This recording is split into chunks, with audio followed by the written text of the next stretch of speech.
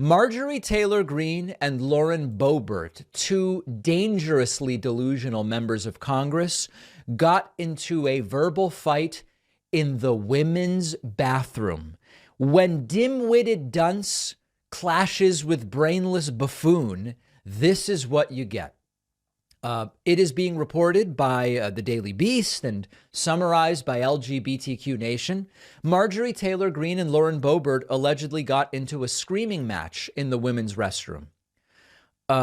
Both Greene and Boebert have said trans women are a threat to cis women in public restrooms and locker rooms, but it appears the real aggression in the women's room, writes this article, is coming from them. The two far-right anti-LGBTQ plus extremists reportedly got into a shouting fight January 3rd, just as Congress was getting ready to vote for Speaker of the House, according to several unnamed sources who spoke to the Daily Beast. During the 15 votes that lasted for an entire week, you might remember that Boebert and some others were trying to prevent Kevin McCarthy from being Speaker. Greene is a member of that same wing, sometimes known as the Freedom Caucus, but she ended up siding with McCarthy, as we now know. The article goes on to say, according to one source, Greene was exiting a stall when she confronted Boebert about the latter's plan to thwart McCarthy's election. Greene allegedly accused Boebert of taking money from McCarthy for her campaign, but not showing loyalty now. She allegedly asked, "You were okay taking millions of dollars from McCarthy, but you refused to vote for him for Speaker, Lauren?" Greene questioned Boebert's loyalty to McCarthy.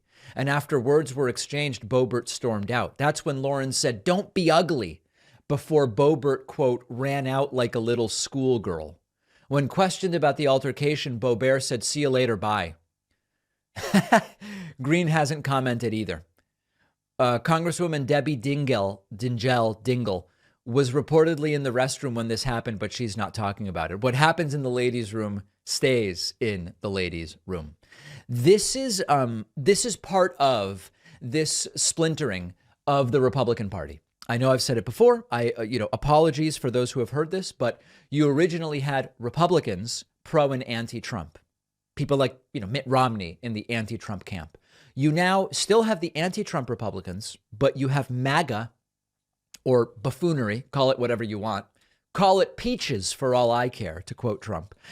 You now have MAGA subdividing and splintering. And of course, the dream scenario would be that they splintered themselves into oblivion. Whether it's going to happen or not, we just don't yet know. But Lauren Boebert and Marjorie Taylor Greene ending up on opposite sides of anything is certainly a sign that that splintering is taking place. The important thing for the left is, I have never pushed for this false unity of the left. There's room for diverse views on the left, and there are also things that just aren't actually left, and so we shouldn't pretend that they are. It's not about false unity, but right now, the left actually is quite united. These voices that I've always said are relatively small in terms of power. They're very loud, but they're relatively small, that do the purity tests and the litmus tests. They are not getting nearly the attention that they once did. And overall, the left is pretty damn united right now.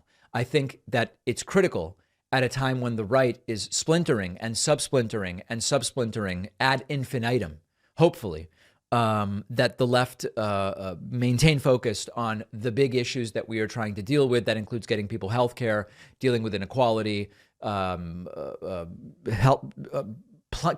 There's so many, I don't even know in what order to go. The education crisis, the foreign policy embarrassments that plagued us under Trump, on and on and on. The left has an opportunity to, in contrast to what's happening on the right, look quite organized and sane and united, and allow the right to continue destroying itself. Meanwhile, Republicans continue to just do self-inflicted damage. And I want to talk about the new anti-museum, anti-book positions that are surfacing on the right. As many people know, I'm a white ale type of guy when it comes to beer. And even for those of us who drink responsibly, like me, Sometimes you still feel it the next day and it can slow you down, especially when you start to get up there in the years like me. Check out our sponsor ZBiotics, which is a probiotic drink that breaks down the byproduct of alcohol, responsible for those rough mornings after drinking. All you do is drink a tiny bottle of ZBiotics before you have alcohol. Next day, you'll feel refreshed and ready to go. The way it works is when you drink, a toxic byproduct builds up in your gut, and that's what causes you to feel bad the next day. ZBiotics produces an enzyme to break down that byproduct, and ZBiotics stands by their product 100%. If it doesn't work for you, you get all your money back, no questions asked. Remember, we're talking about drinking responsibly here. I can't more highly prioritize getting a good night's sleep. ZBiotics is for responsible drinkers who just want to get the most out of the next day. Go to zbiotics.com/Pacman.